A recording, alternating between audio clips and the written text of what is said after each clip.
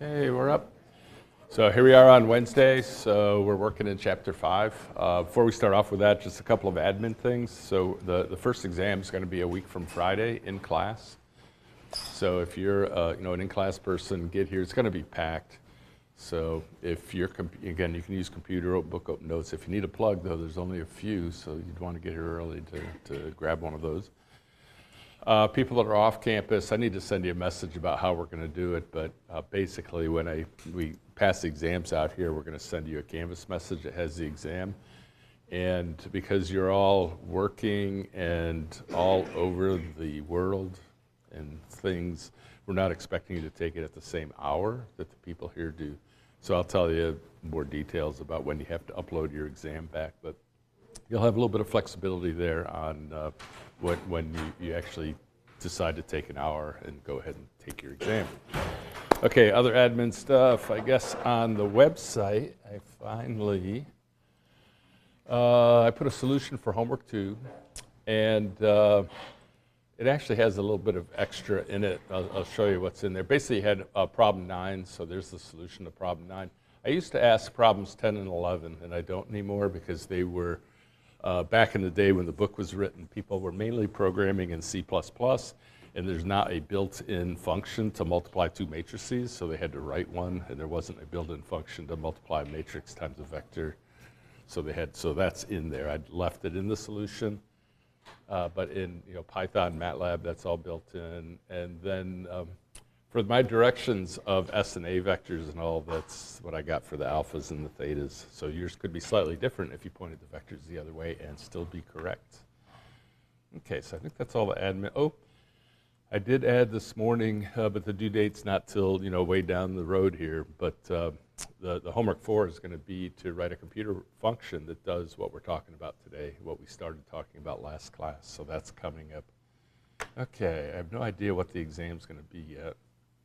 Oh, Friday, I'm not going to be here, so I'm going to video it probably tomorrow and then post it on the place that, so I'm kind of living in two houses, more or less, and I'm using Friday out at the other place. Okay, so I think that's all the admin stuff. So if we go back to what we were working on, we had finished up in Chapter 4 the Ford analysis. And it's super easy based on all the work we did in Chapter 2 about coordinate transformations.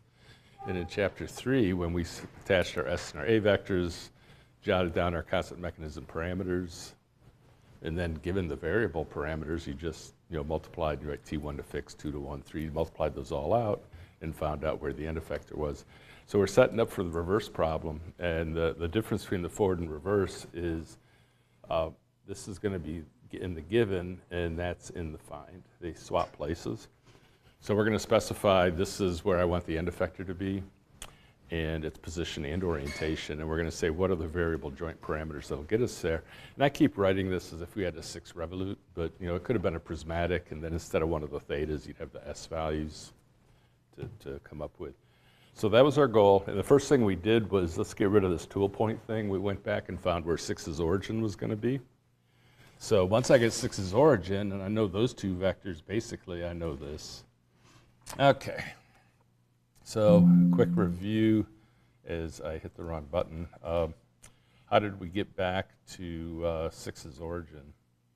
Well, we knew these distances B1, B2, B3 because that was the tool point in the 6, and basically, we did that. So we now know that. Okay, so with that, here's how Dr. Duffy came up to attack this thing. It said, I can visualize my base and my fixed coordinate system, right? I see it there. And I can visualize this now in the fixed because I know where I want 6's origin to be. And 6 is like the coordinate system attached to the mounting plate. So I'm saying how I want that mounting plate positioned and oriented. So I know where the 6's origin is, and I knew the this vector in the fixed, which is the z coordinate or the z-axis of that 6 coordinate system. And we're given how we wanted that one oriented, A6, 7 in the fixed. So to me, it's kind of important that you look at this picture and say, yes, indeedy, I see that on the floor, and I see this where you want that coordinate system to be, flat out. So what Dr. Duffy came up with is the way to attack this is that these robots could be anything in between those, right? It could be 6 revolutes. It could be 5 revolutes in a prismatic. It might be 4 revolutes in a cylindric, because that would still be 6 degrees of freedom. But say we've got a 6 degree of freedom robot in there, that could be anything. I want to sort of attack these problems in a common manner. And here's what he came up with. We call this the close the loop step. He came up and said, let me go ahead and find this hypothetical link that connects what's going to be S7 to S1. And then once we have that, we talked about mobility last time. We went from an open loop robot that had 6 degrees of freedom. We went to a 1 degree of freedom closed loop mechanism. Then we're going to analyze those. So that's kind of where it's headed. So the first thing is how do we, there's no physical S7. I see that red coordinate system out here. And I see where its origin is, and I see the S6 and the A6. I see the XYZ. I know what they all are in the fixed. We get to make some choices so we can visualize S7. And the simplest choices, they didn't have to be, one of these days I'm going to remember to hide that. It's just when I get up top there, it thinks I'm clicking on it. A couple of the simplest choices are that. So if I make those 2 choices, then can I visualize where the S7 line would be? And I'd say, well, this A67 is 0, so that means, right, how far do I walk along A67 to get from the S6 line to the S7 line? And it says I don't walk at all, so that means that the S7 line is going to, intersect the origin of that coordinate system.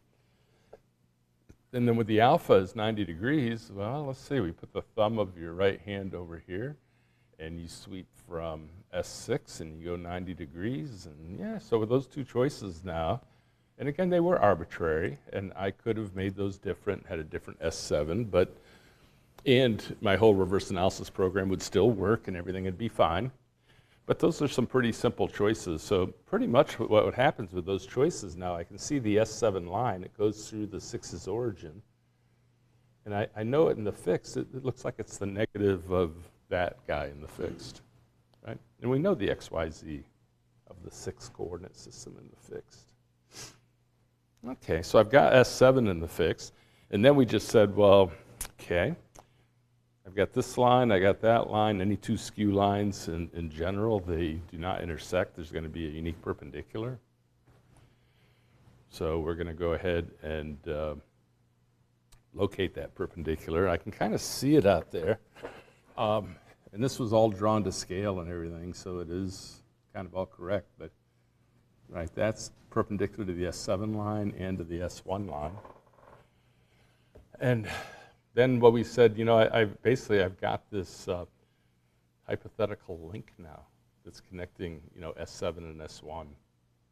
And I would love to know these 6 parameters down here that's going on with this. So that's our goal, was to calculate them. To get those parameters, we needed to make a choice of the direction of that. Can I get that in the fixed? So I kind of have a choice. I could say A71 in the fixed. I could make it S7, which I know in the fixed, because it's the negative of that. And S1 in the fixed is 0, 0, 1. And then I've got to unitize it.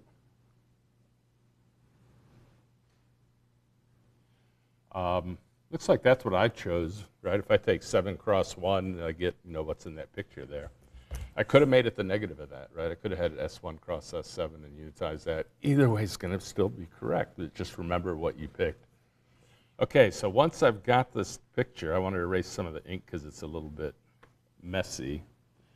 Once I got, oh no, come on, erase. All right, here's the S7 line, and there's my S7 vector.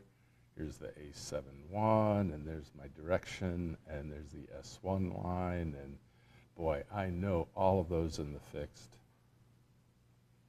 I know all of those.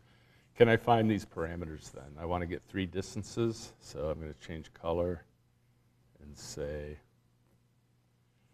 right, how far do I walk from, let's see, S7? It means from the A67 line to get to the A71 line.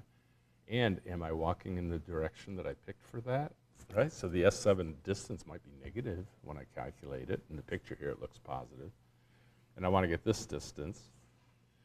Again, it's the regular definition. It's how far do I walk to get along that perpendicular to get from the S7 line to the S1 line? And am I walking in the direction of that? If I am, I'll get a positive number. If I'm not, a negative. And then this one, which never existed before, the S1 term, that was not in our list of constant mechanism parameters because, right, S1 goes from the A71 line to the A12 line. And the robot says there's no A71. This is all made up. But right now I can see it. So it's still the classic standard definition. We want to calculate those three distances. And then I want to get three angles. Let's see. Go with green. I want to get theta 7.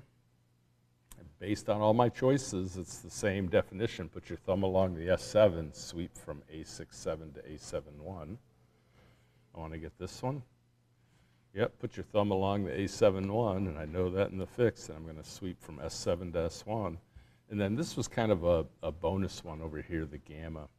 So this line here is parallel to A71.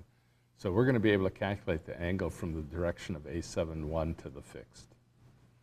And why did we want that? Well, it's because this is what the robot called phi1.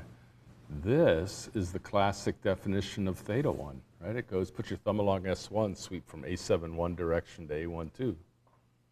So when I look at this, I could say, oh, theta 1 is equal to gamma 1 plus phi 1, or I could say then phi 1 is equal to theta 1 minus gamma 1. And the reason that this is important to us is when we analyze our closed-loop robot, we're going to calculate theta 1 and the other parameters. Say if they're all revolutes, it would have been theta 2, 3, 4, 5, and 6. But the robot doesn't want theta 1. The robot wants phi 1. So at the very end, boom, we'll be able to convert that. So gamma 1 is just kind of used at the end. And sometimes I look at these pictures and say, well, I know a minute ago I said I'm going to erase all ink because it's getting messy, and then here I just made it all messy again. So I'm going to have to erase everything. So it's kind of seems like a weird story for where we're headed, but it is going to give us a standard way to attack the reverse analysis. And this was all due to Dr. Duffy. It really is going to work well. It doesn't seem like it's going to make sense at the moment, but don't worry about that too bad. So here's our goal now. What's our given? Given, right, that, and well, I'm going to go mark these guys. Given those all in the fixed, because, I'm given, basically we know that, right, the transformation matrix, and I know this vector here. So let's see. That is, I could write it like this. The vector from the fixed origin to the sixth origin. And we're going to know that in the fix, so that's the fourth column of that matrix.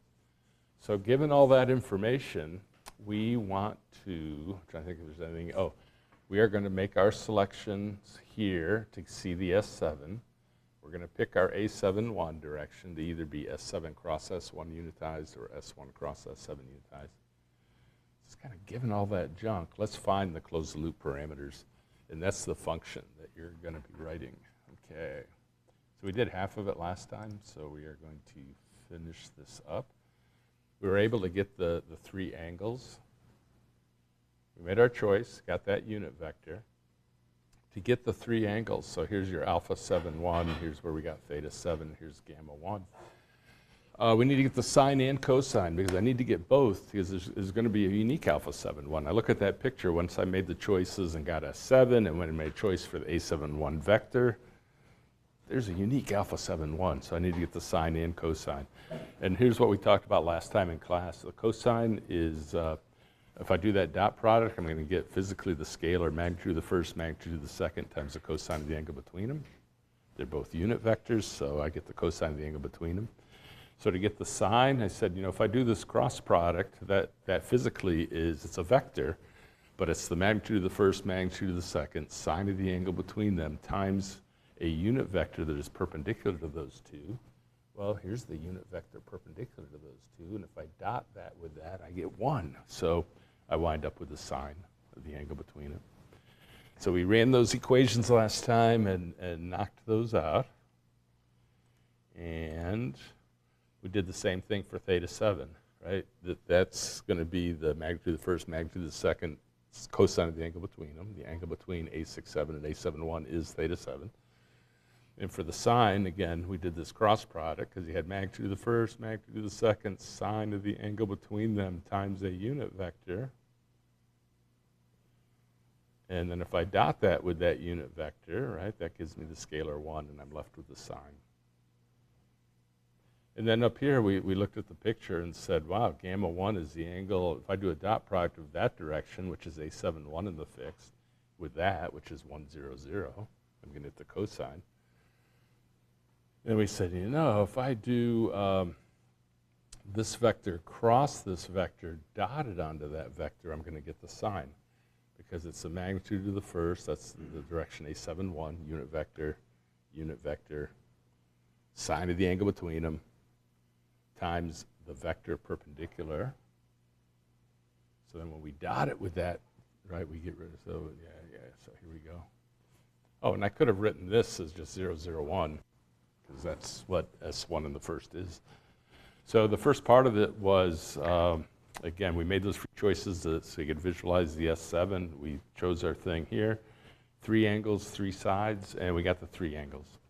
So that's kind of where we left off last time. So today, we have to get those 3 distances.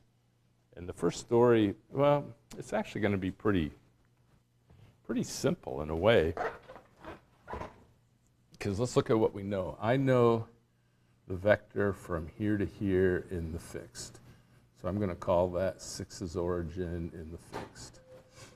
I know this vector in the fixed, right? So I say, I know that in the fixed, right? And it says, yeah, I'm going to write a loop equation. I'm going to say I'm going to walk from the origin of the fixed coordinate system out to this origin, and then I'm going to walk this way, whatever that unknown distance is, times that vector, which I know. And then I'm going to walk this unknown distance along this vector, which I know in the fixed. And then I'm going to walk this unknown distance times that which is known in the fixed. And I get back to where I started. So this is in bold because it's 0, 0, 0, right? So it's a loop equation.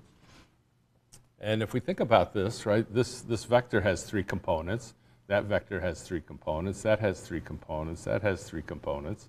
And the 0 vector has 3 components. Basically, we have 3 equations and 3 unknowns. Right? So no problem. No problem to get those.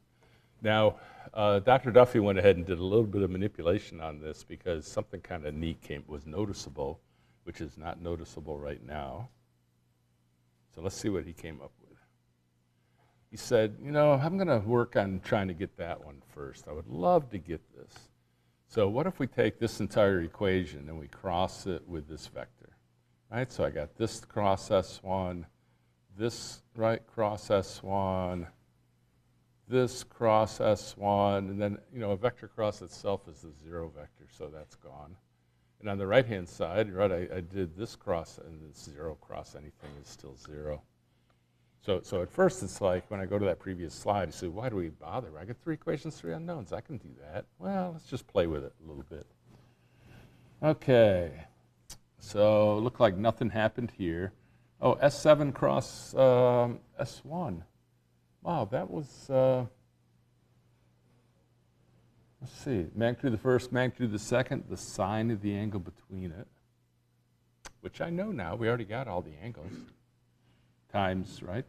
That was their definition of A71. Okay, and nothing happened here. Okay, now we're going to take, I'm going to erase the ink here, but we're going to take that equation that we just had right here, and we're going to do a dot product of every one of those terms with A71. Oh, and then you might say, how did you know to cross it with S1, right? And then how did you know at this point to dot it? Don't worry about it, right? We're not going to give you a test where you're going to have to magically think that up. Just say that, well, I don't know why you're crossing this equation, this loop with S1, but you didn't lie. I mean, and I don't know why you're dotting it with that, but it's okay. So we're not going to expect you to like think this up or something on some kind of a quiz or homework or test. We're just going to say, yeah, we did it. So we do the dot product, right? I get this whole thing dotted with it. That dotted with it goes to 1. This cross product, it's got to be perpendicular, whatever that vector is, it's got to be perpendicular to A71 and S1. So when I dot it with A71, it goes to 0. So this is what our equation's left with. And wow, I can solve for S7 now, right? Oh, I moved this to the other side, so there was a minus sign. Instead of putting the minus sign, it looks like I switched the order of the cross product. Yeah.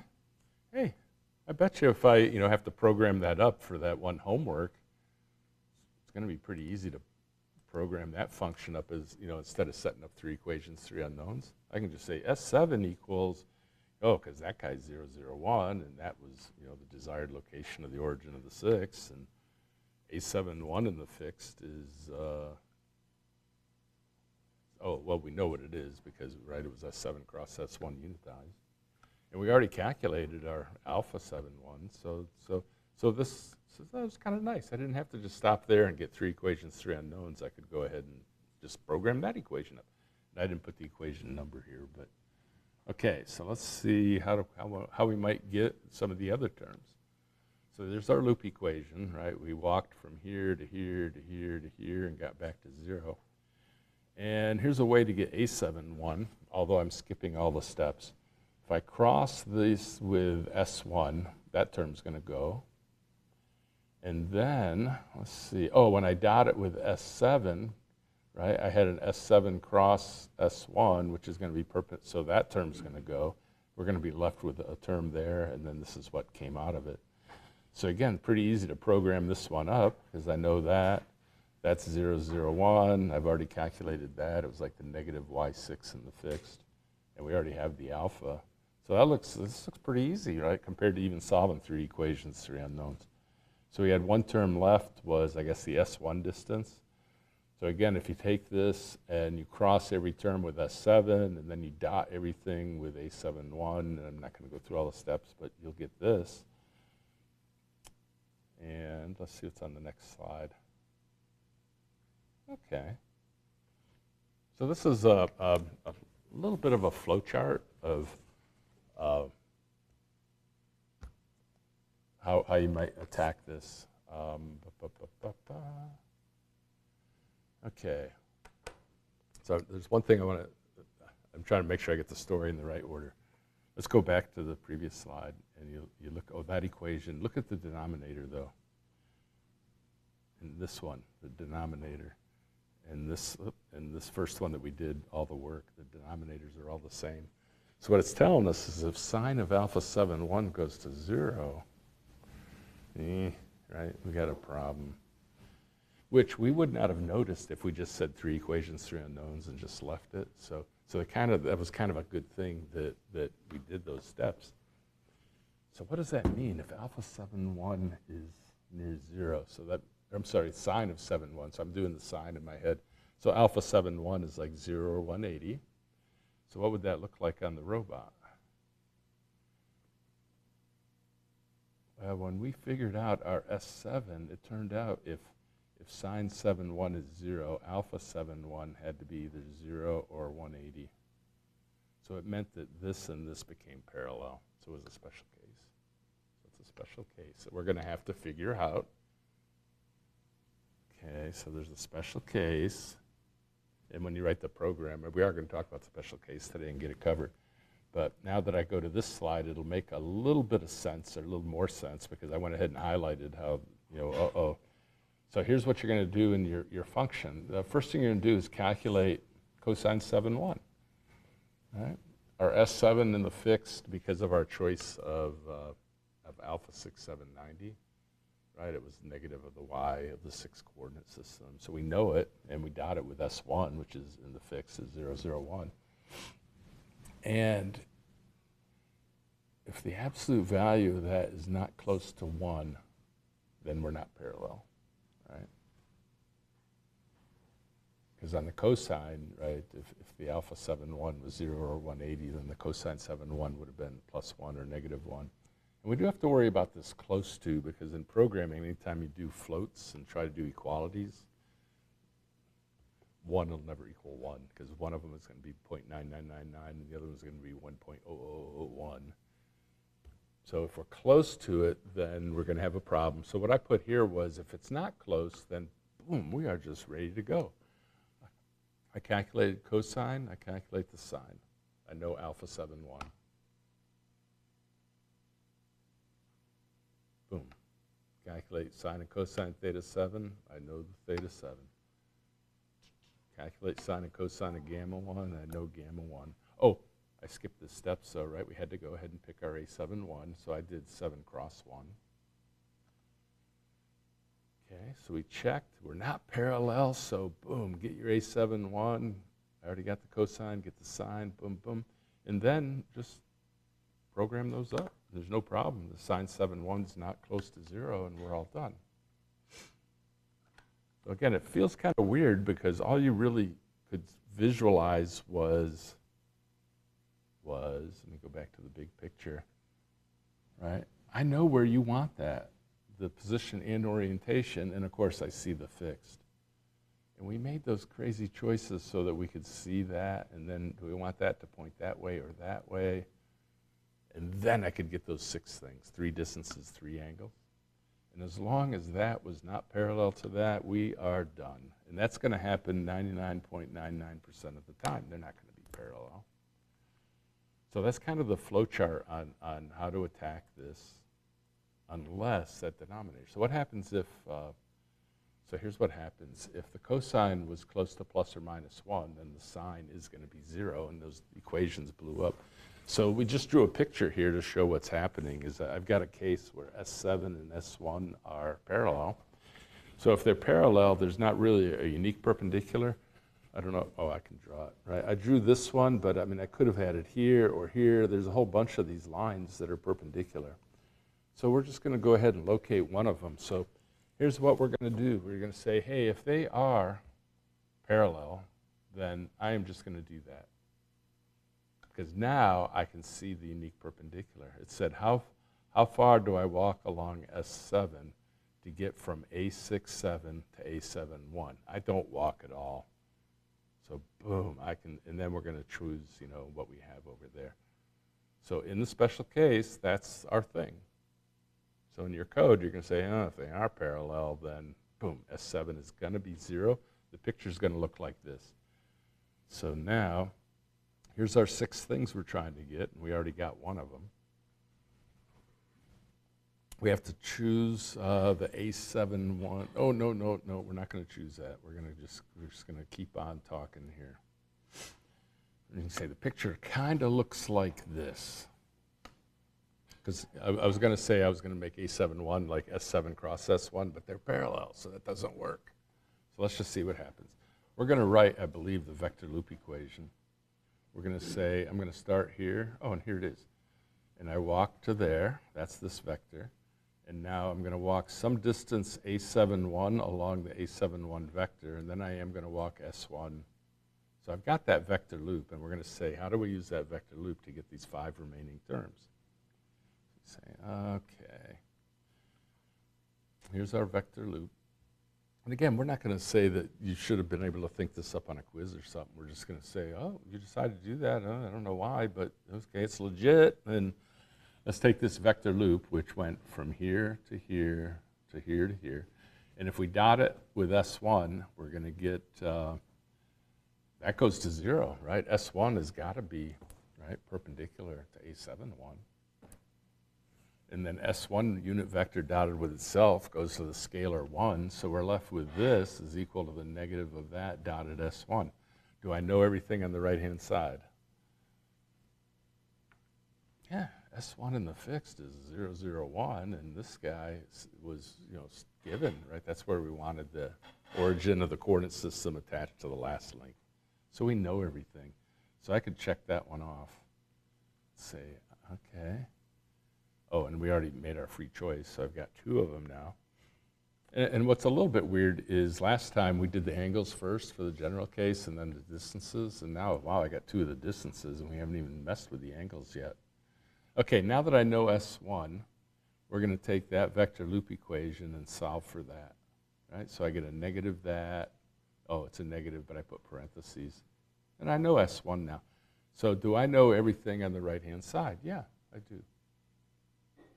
So what have I got over here? We're going to hand wave a little bit. We're going to say, you know, I'm going to get something over there that might look like, well, it's A71 times some unit vector.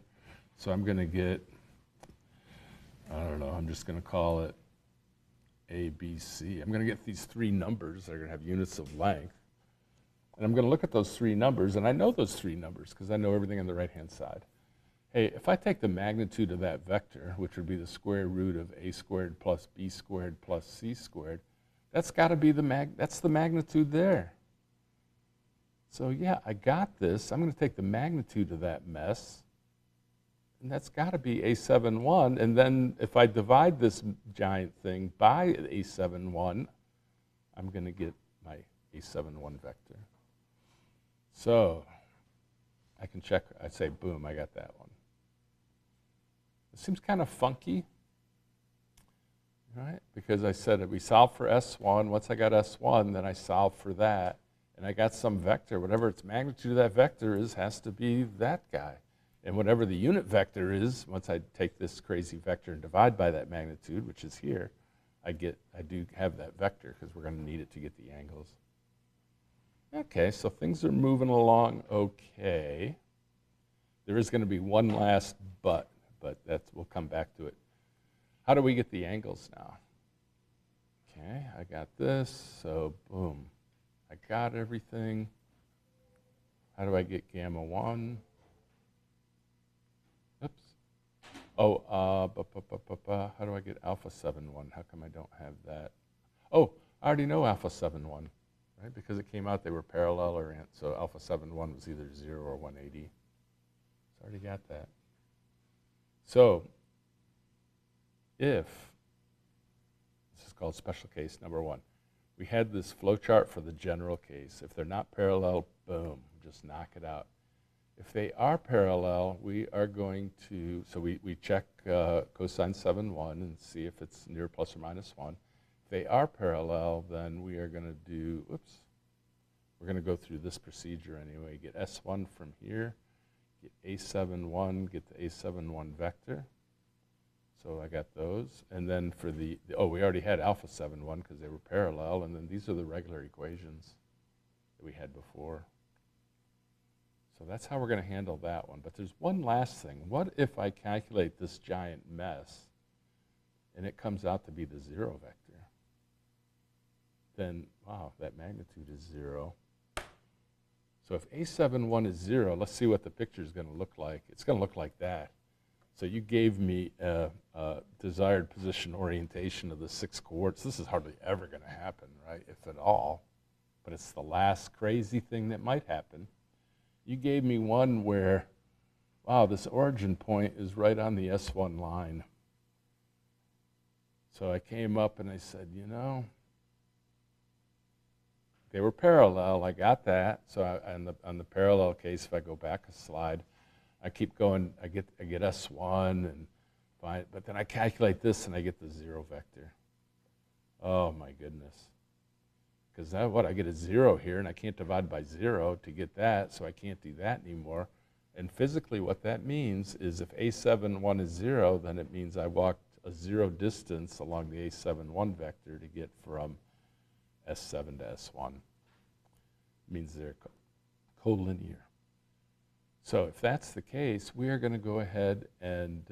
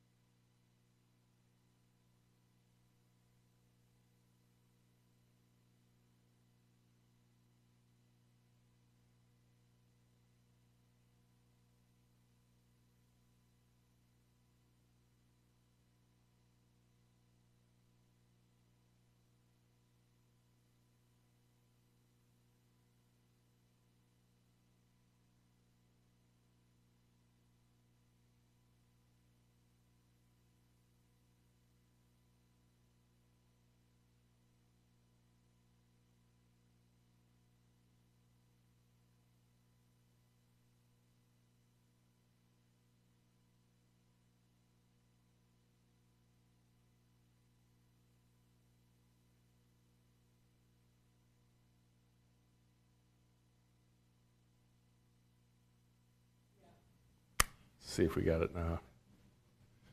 So for the people at home, the batteries died, so that happens. See okay, Tiffany? All right. Okay. So see where we were in the story. We had, if they were parallel, we looked at cosine 7.1. If they were parallel, then we got into the first special case, and we're going down the first special case, and we calculated S1. That was all fine.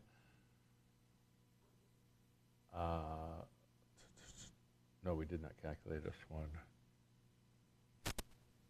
Well, we got down to the case where when we went to calculate this on the parallel case, that came out to 0, which meant that magnitude is 0, which meant the A71 is really not defined. So we were going to be able to make that free choice.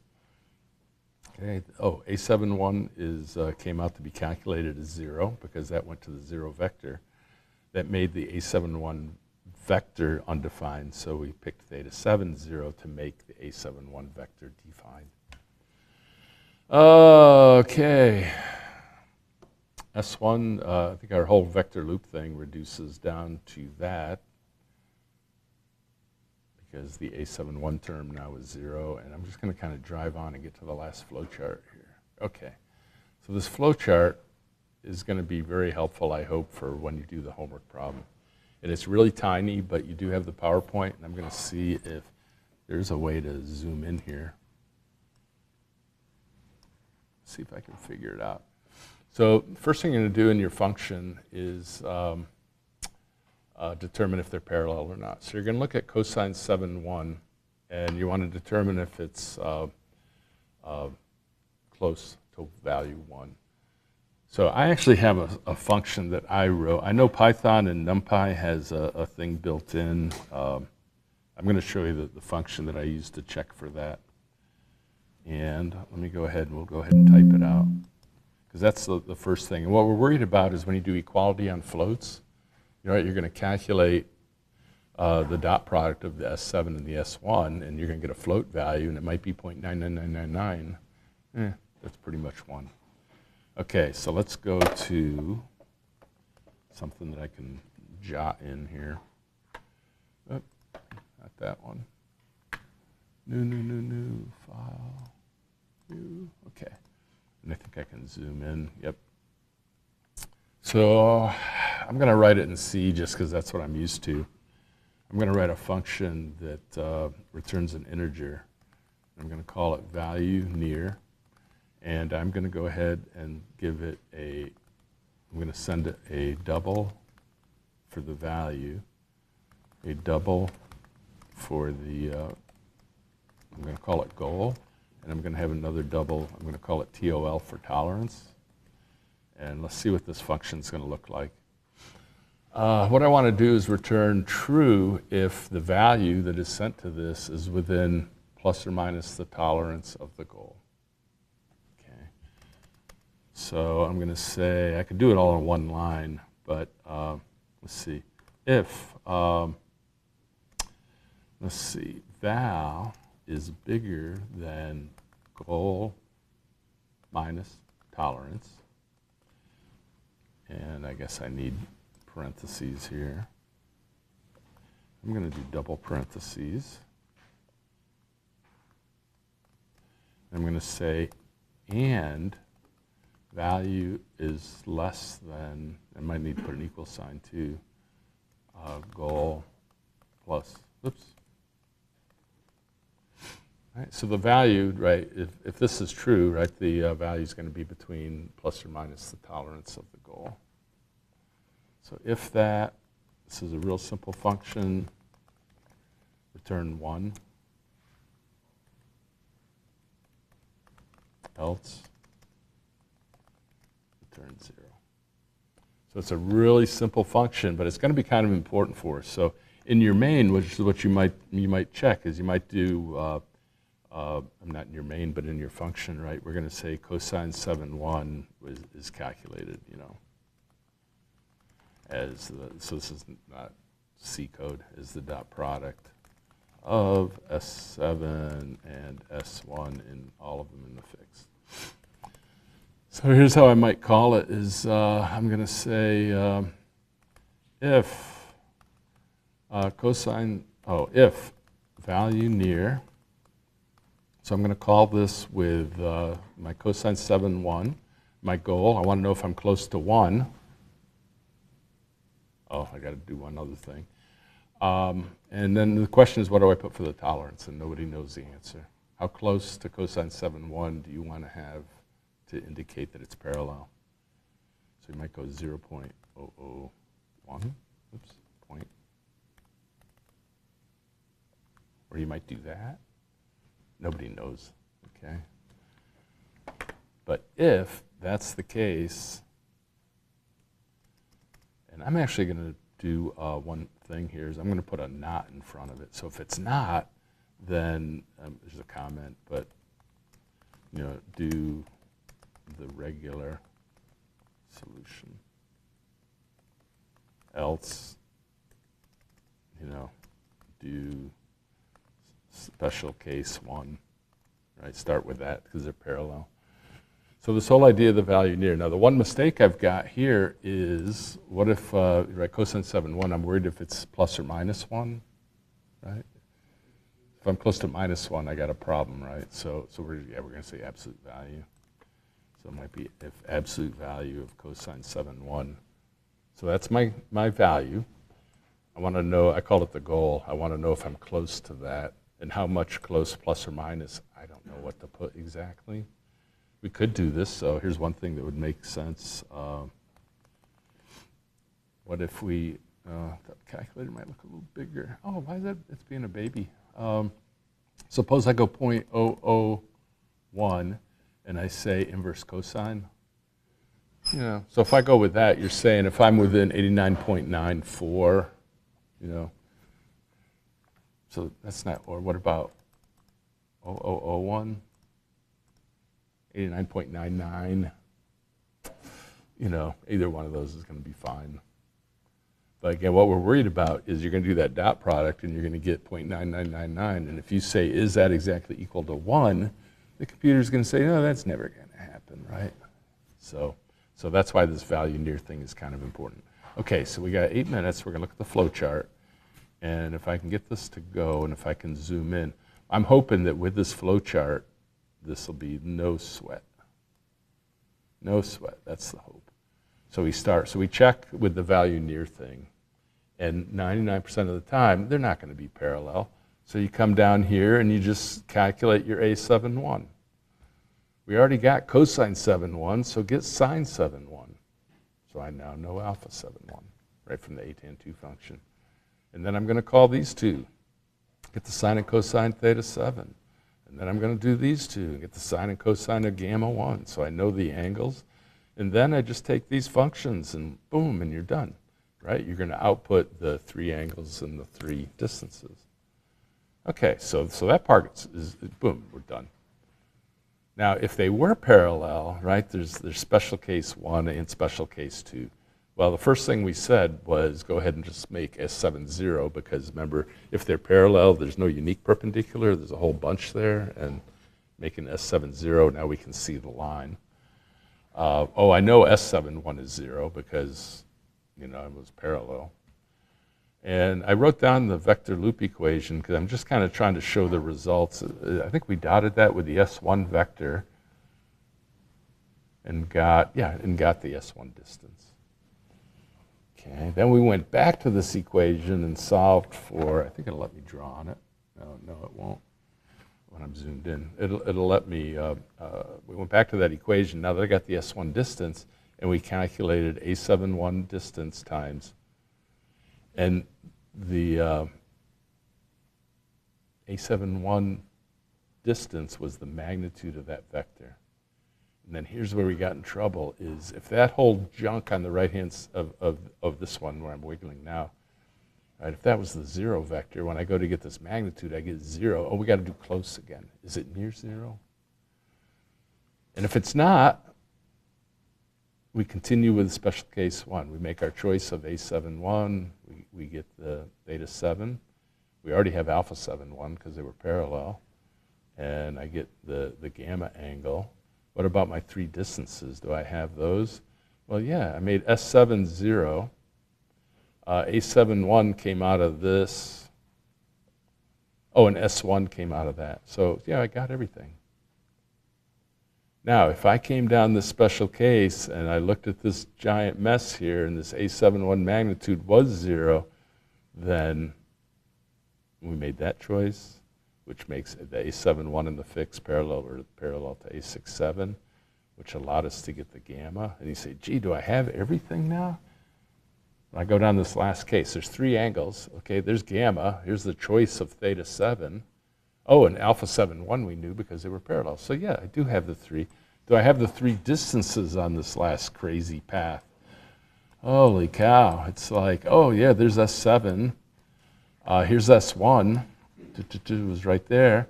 And then there's A7-1. So yeah. So I'm hoping if you follow this flow chart, you got a chance. 99.99% of the time, you're just going to be running down this road right here, and you just calculate everything, and it's just wonderful, easy. Okay, so one other thing I got to show you is, say you want to, there should be something that you check your results in the book, but I only have one of these 2 loaded, though. If you go to these QT apps, so I showed one of the QT apps, I think I did the Puma forward analysis program in the video, how you could go in and set the angles. And I even had a thing you could click to see my choice of S and A vectors. And, well, I got one here. The only one I've got loaded right now is the without graphics. So if you download that, you're going to get a zip file. So I downloaded it a minute ago to make sure I was okay. You're going to get this closed loop qt.zip. So I unzipped it. And again, I hate the way that they deployed the code because there's so many DLLs and everything. When we go into that directory, somewhere we're going to find one .exe file, and we're going to run it. Okay. Oh, release. I'll go in there, and then, holy cow, I hate the way. There might be a better way to deploy it. I got something to work, and I just gave up. And there it is. Now, when you go to run it, it's going to say, hey, this looks kind of, oh, no, it just ran it. When I ran it just before class started to make sure I was okay, it came up and said, hey, this thing's kind of freaky. Are you sure you want to run it? And you had to go to more options or something and say, yeah, run it, which I was hoping it was going to do again, but because I just ran it a minute ago, I guess it figures it's still safe. And whenever I do the QT stuff, I'm having trouble with scaling the fonts, as you can see. I'm trying to hide everything here let's hide everything. Too many things. Holy cow, there's one to go. Okay. So it's kind of hard to read here, and again, it's like part of it got chopped off. So it says, oh, close the loop. So that's supposed to be loop. And again, it's not happy with my resolution of something or whatever, and I just abandoned ship at this point because it's kind of working. When I developed it, it looked perfect on whatever computer I was on when I did it. But it says input items, and I have the tool point in the fixed. And then I've got the tool point, XYZ, the tool point, and then it chopped off the parentheses that said meters. And then I've got the S6 direction in the fixed, and the A6-7. Now those need to be perpendicular. If you don't make them unit vectors, I think my code would unitize them. If you want to not mess with the tool point at all, we could say the tool point in the 6 is 0, 0, 0. So now the tool point in the fixed, right, is 6's origin. So that was kind of a shortcut way to do that. And then down here, I've got outputs, 3 angles and 3 distances. So when you hit solve, it's going to fill those out. So it's readable anyway. So I did the angles in radians and degrees. And then people say, well, gee, how can I get one of those special cases? You know, how can I get S7 and, well, remember how our S7 is the negative Y? Let's see, in this column here is S6 in the fixed, and there's A6-7 in the fixed. That's the X. So it's like, holy cow, what do I set the X and the Y to be? I'm sorry, the X and the Z, so that the Y will be 0, 0, 1. I'm going to try to force one here. So if I make this, let's go 1, 0, 0. So I'm going to say I want the Z-axis of my 6 coordinate system to be parallel to the x-axis of the fixed. And if I say I want this one, say, to be 0, 0, 1. When I cross product that, the y-axis is going to, oh, sorry. When I cross product my z and my x, I mean, the y is going to have to be 0, 0, 1 or -1. So I've hopefully, maybe I've got a special case thing set up here. So let's see what happens when I hit solve. Boom. Hey, it's hard to see, but I got an S7 equals exactly 0. So my code branched into the right place. And then everything else still calculated up. Okay. So it is possible to think about inputs.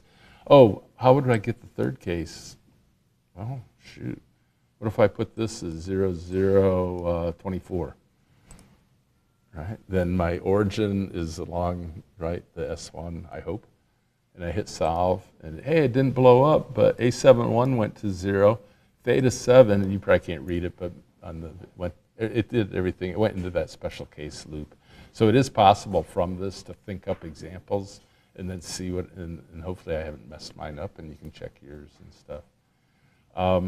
Let's do one last thing, because I'm already 1 minute over, but one last thing is I want to make sure we look at what the homework problem, exactly what's given and what's whatever. So if I go doc to class, I got to open that page of the book. Is robots,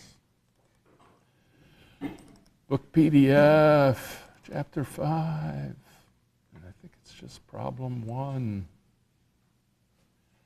Okay, write a computer function that will perform the close the loop. Your program should solve the standard case as well as the 2 special cases, i.e. when S7 and S1 are parallel and when S7 and S1 are collinear. So in the C language prototype, here's what I've got. I called it, it's a function that doesn't return anything, so it has a void. What are my inputs? What are my outputs? Tool point in the 6th, desired tool point in the fixed, direction of the z-axis of the 6th, direction of the x. So that's all my inputs. My outputs are, 3 distances and 3 angles. And I had to put these are pointers is what I'm sending because of the way that C works. So you can see your inputs and your outputs. And it says test, well, it said use those values, but you use any values you want to test it out. Okay, so I'm 2 minutes over, which I usually never try to do that, but it's kind of a weird story today. Close the loop.